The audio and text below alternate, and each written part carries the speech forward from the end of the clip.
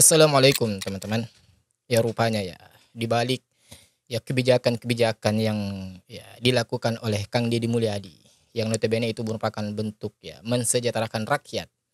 Ya, seperti ya, Kang Deddy Mulyadi tidak ragu-ragu dan tidak sungkan-sungkan untuk terjun langsung ke lapangan untuk membersihkan saluran-saluran air.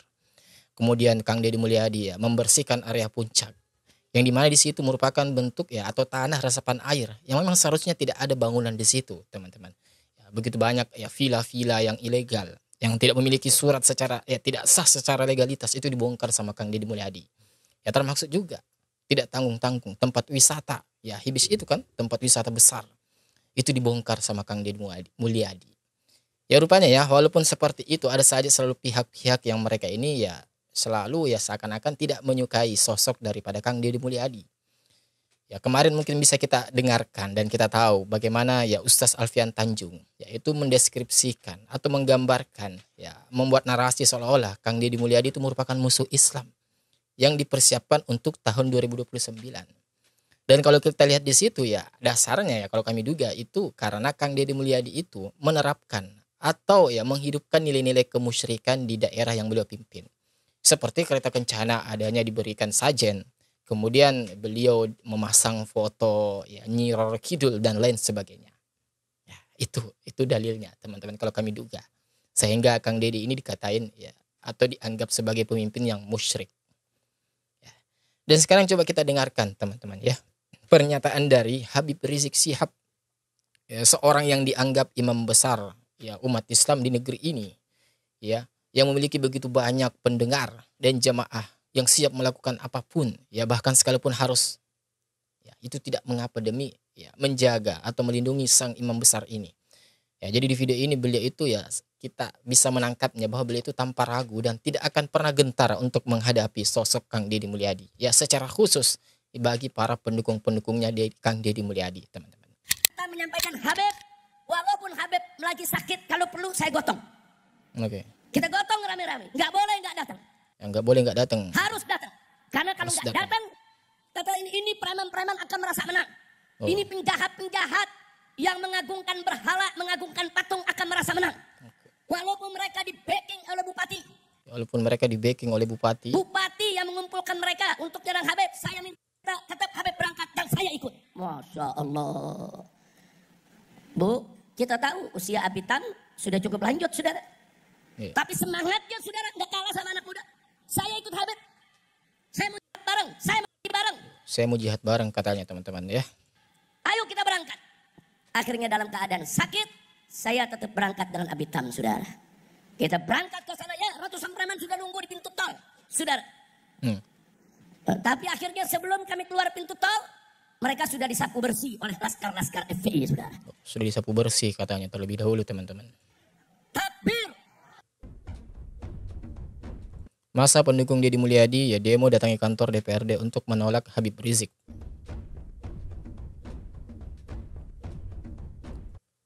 AMS siap ya ngusir Habib Rizik jika datang ke Jawa Barat.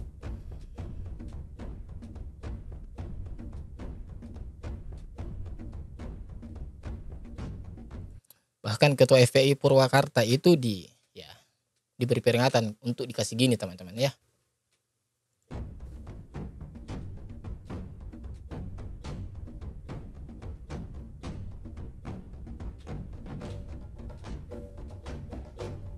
Broadcast ya pengumpulan massa untuk menghadang Habib Rizik.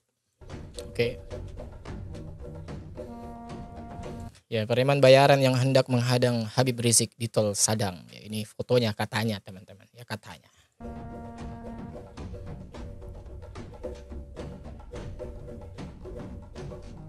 Oh, ada yang siap nih megang apa nih ya?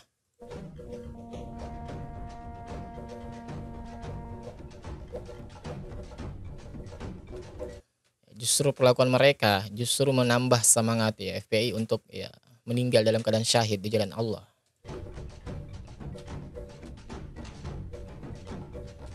Ya preman-preman tersebut justru disweeping laskar FPI dan lari tunggang langgang sehingga Habib Rizik dan yang dikawal polisi dan TNI masuk ke Purwakarta dengan lancar. Laskar FPI mengusir preman-preman yang hendak menghadang Habib Rizik. Laskar berhasil menangkap anak ingusan yang coba menghadang Habib Rizik. Puluhan ribu jemaah tumpah ruah memenuhi jalan raya dan rel kereta api.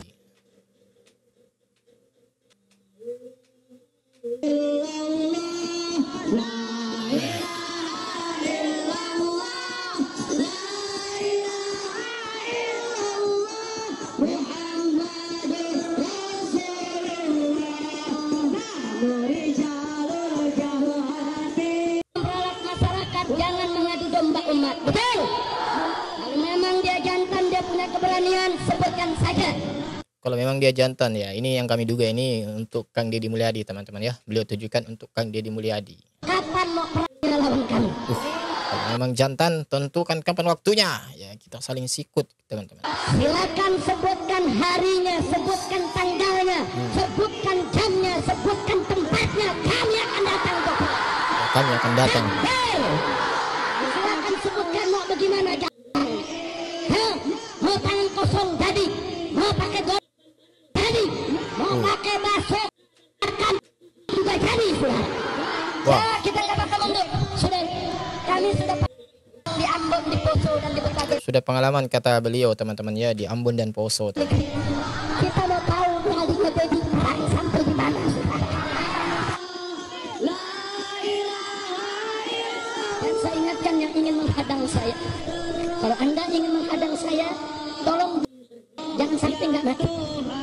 Sebab kalau saya nggak mati, kumpul Anda walaupun ke lubang. PI dari Purwakarta, dari Kerawang, saudara semua kumpul. Oh, Laskar FPI dari berbagai daerah teman-teman ya, semua kumpul. Saudara, kumpul preman-preman tersebut yang mencoba menghadang, justru dihadang dan dikejar-kejar oleh para laskar, saudara. Bubar. Bubar katanya Bubar. semua. Bagaimana nggak bubar? Preman itu, saudara, berjuang hanya demi perut. Katanya preman itu berjuang hanya demi perut teman-teman. Bayar 50.000, 100.000 selesai.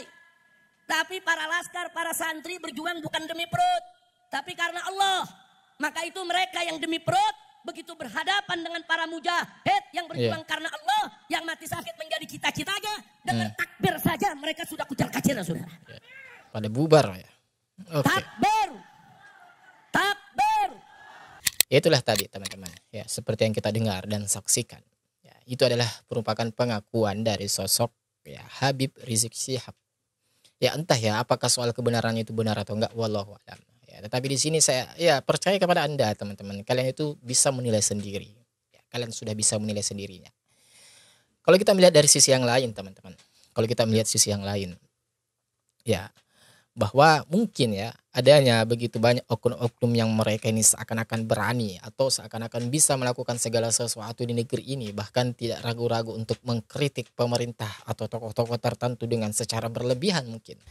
Ya, kenapa mereka berani seperti itu ya? Karena mungkin kalau saya duga ya, karena ya ajarannya yang seperti ini. Ya, ajarannya seperti ini. Dan inilah salah satu konsekuensinya teman-teman. Ya, ketika kita berdakwah ya, dengan cara teriak-teriak, cara tegas dan lain sebagainya, ya maka selalu saja ada orang-orang ini yang mereka pasti akan menilai negatif cara kita, cara dakwah kita, atau secara umum ya pemahaman agama kita. Tentu kita akan dinilai sebagai seorang ya muslim berpaham agama yang keras lah, ya intoleran dan lain sebagainya. Ya karena cara kita, pembawaan kita itu ya teriak-teriak dan lain sebagainya. Padahal bisa kita sampaikan dengan cara yang lembut, dengan cara yang santun dan sebagainya. Ya, bisa kita sampaikan dengan cara seperti itu. Kalau kita berbicara tentang sosok Kang Deddy Mulyadi, teman-teman, ya sosok Kang Deddy Mulyadi, ya, saya tidak mau membahas hal yang dipermasalahkan selama ini. Kita mari fokus yang masalah ini, teman-teman. Beliau ini kan ya, memimpin ya, secara umum Jawa Barat. Tentu kita ini bisa menyaksikan apa yang beliau sudah terapkan ya, di daerah tersebut. Ada hasil nyata yang bisa kita lihat. Ya, coba kita lihat, mulai dari beliau itu tidak ragu-ragu turun ke sungai. Ya, ke got-got untuk membersihkan bersama warga. Kemudian beliau tanpa ragu untuk membongkar ya tempat wisata itu kan ya Hibis di puncak Bogor itu. Ya, di tanah yang notabene di situ seharusnya tidak boleh dibanguni sebuah bangunan. Ya karena tanah tersebut merupakan tanah untuk resapan air. Ya, kan saat ini itu sudah lagi dibersih-bersihin tuh ya di puncak Bogor. Ya, memang nggak bisa dibangunin di situ bangunan, teman-teman. Kalau semakin banyak bangunan di situ dibanguni, ya dibikin villa apalah segala macam, ya maka ya banjir akan selalu ada dan tidak akan pernah teratasi. Justru akan semakin banyak. Berhujan sebentar pasti akan banjir. Ya, terkhusus bagi rakyat atau masyarakat Jakarta itu akan begitu besar dampaknya. Mereka akan alami. Karena tanah atau air dari atas itu turun langsung ke Jakarta, tanah Jakarta. Padahal seharusnya di atas itu teresap, ini enggak. Karena dibanguni berbagai macam bangunan, villa kah, tempat wisata kah, dan lain sebagainya. Ya, tetapi coba semenjak kehadiran Kang Deddy Mulyadi itu semua dibersihkan, disikat semua. Ya, tanpa memandang siapa aktor di belakangnya. Ya. Kalau kita melihat di bocor halus kan, ya di Tempo itu podcast, di situ disebutkan bahwa aktor di belakang pembuatan atau yang membuat ya, tempat wisata Hibis itu kan ya itu merupakan salah satu relasi atau orang terdekat dari RK. Tetapi apa coba? Kan Deddy Mulyadi tanpa memperhatikan itu. Ya bongkar. Kalau memang salah, ya tidak sah secara legalitas, ya bongkar. Artinya apa teman-teman? Ya, di sisi positif itu, kita harus akui bahwa beliau itu memang ya cocok dan memang pantas untuk memimpin Jawa Barat. Walaupun diterpa berbagai macam isu bahwa beliau itu pemimpin yang menghadirkan kemusyrikan lah, beliau itu masih kental dengan hal-hal wiwitan dan lain sebagainya, dan dianggap wiwitan itu menentang syariat. Ya itu saya serahkan kepada Anda yang menilai. Kalau saya pribadi ya selama hal budaya yang kita mau hidupkan itu selama tidak bertentangan dengan nilai-nilai syariat Islam ataupun di sini secara khusus tauhid, ya maka silahkan. No problem, saya tidak mempermasalahkan. Tetapi ketika itu nilai budaya itu sudah ya, menyelisih syariat Islam ya maka tentu kita harus protes. Kan begitu teman-teman. Objektif tanpa kita ini berlebihan, tanpa kita ini ya mengkritik atau menyerang tokoh tertentu yang secara berlebihan. Ya. Jadi semua itu sesuai porsinya teman-teman. Dan seperti biasa gimana nih tanggapan kalian? Coba dong ramaikan di kolom komentar kita. Ya, insya Allah kita ketemu lagi di video selanjutnya. Wassalamualaikum warahmatullahi wabarakatuh. Barakallahu fikum.